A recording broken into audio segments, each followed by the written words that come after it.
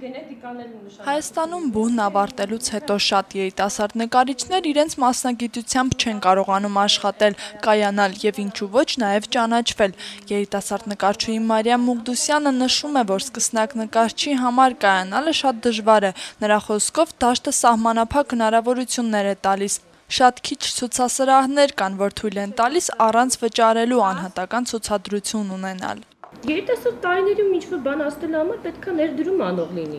Այդ ներդրումն ով է անում։ Այդ ներդրում անողը չկա։ Ինքը իրեն ո՞նց անի այդ երիտասարդը այդ ներդրումը։ Հա, լավագույն, այսինքն դասական տարբերակներն է, որ ներկայացնես, քեզ ճանաչեն, քո աշխատանքները սկսեն գնահատել, սիրել, դու կարողանաս դրանք վաճառել։ Բայց շատ հազվադեպ ցուցասրահներ կա, որ քեզ այդ հնարավորությունը կարող են տալ։ Մարիամն այլևս չի ցանկանում ցուցահանդեսներ կազմակերպել, քանի որ նրա խոսքով Հայաստանում դրանք անարդյունավետ են լինում։ Կարող ես ասել, ինքը հետ է բերելու իր աշխատանքները տուն, ոչինչ չփոխված, թերևս գուցե ինչ-որ խազ ավելանա։ Չգիտեմ, եթե պաստել է, եթե ապակի չկա, կարող է ինչ-որ փչանա կամ ապակին ջարդվի։ Բերես ու այդպես մնա։ Նայեք էլի ձեր շուրջը, ով է այսօր գնում է ցուցահանդեսները դիտելու։ Գնում ես նայում ես առաջին օրը կարողանաս քո ծանոթների եւ այլնի հաշվի ինչ-որ մարդկանց բերել եւ այլն, հետագա օրերին այդ ակտիվությունը մեռնում է բացարձակ զրոյի է հասնում։ Ես իմ ընկերների համար ցուցահանդես անեմ, եկեք գան իմ արվեստանոց կողնայեն։ Հայաստանում անվճար ցուցասրահ տրամադրող կենտրոնն Արեկացի արվեստի միությունը։ Մարիամն այնտեղ ունեցել է ցուցահանդես, հիմա նախընտրում է համագործակցել ցուցադրություններ ունենալ արտասահմանում։ Միանշանակ ամեն ինչ անվճար է մեր մոտ, ու դա շատ կարևոր է։ Առաջին օրվանից 2004 սեպտեմբեր 5-ից որ բացվել է,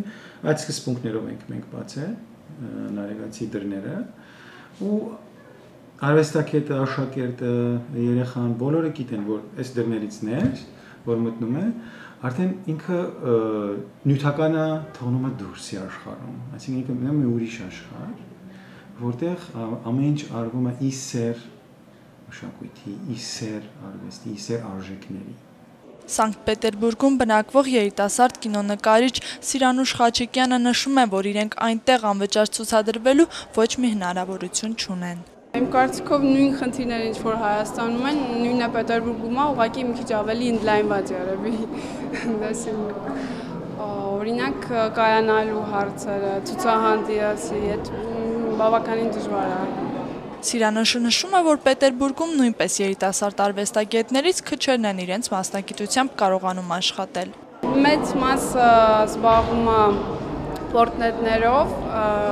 որ կարողանան վաճառեն, որ այսինքն իրանք որոշակի գումար ունենան ապրելու համար, բայց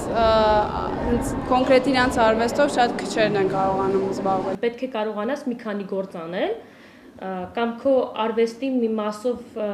ինչ-որ մի մասը արհեստի վերածել, արհեստավարժության վերածել, ինչ-որ բաներ սարքել, ունենալ սեփական փոքրիկ բիզնես եւ դրա մեջ գտնես քեզ, հա։ Դա շատ նորմալ է, այլ տարբերակ դու չունես։ Եվ պետք չի ասել, այ արվեստը այնքան բարձր է, վաճառքի ենթակա չէ եւ այլն, ոչ։ Եթե դու նկարում ես, ինչ-որ բան ստեղծում ես, լավագույն գնահատական նաեւ պատվիրատու ունենալն է։ Շատ նկարիչներ, ովքեր նկարում են հանուն փողի, ոչ թե ճաշակը բարձրացնող, այլ եղած ճաշակին հարմարվող կտավներ են ստեղծում, նշում է Մարիամը եւ հավելում, որ նկարիչները հաճախ վախենում են բարձրաձայնել խնդիրների մասին, քանի որ վախենում են ունեցածն էլ կորցնել։ Կան մրցանակներ նախագահի, այսպիսի, այնպիսի։ Լավ, եթե դա չի հասնում իր նպատակին, եթե հետագա ամբողջ կլոր տարին այդ նույն արվեստագետը դոփելու է նույն տեղում, ինչի համար է այդ մրցանակը։ Հետո ինչ է կանում, ինչ է արվում, այդ արվեստագետը ոնց է ապրում, եթե չկա դաշտ, չկա շուկա, չկա պահանջարկ, ոչինչ չկա, ինքը իր համար նկարում է։ Լավ, եկեք չգնանք կայացման հետևից, ուղղակի նկարենք վերջ։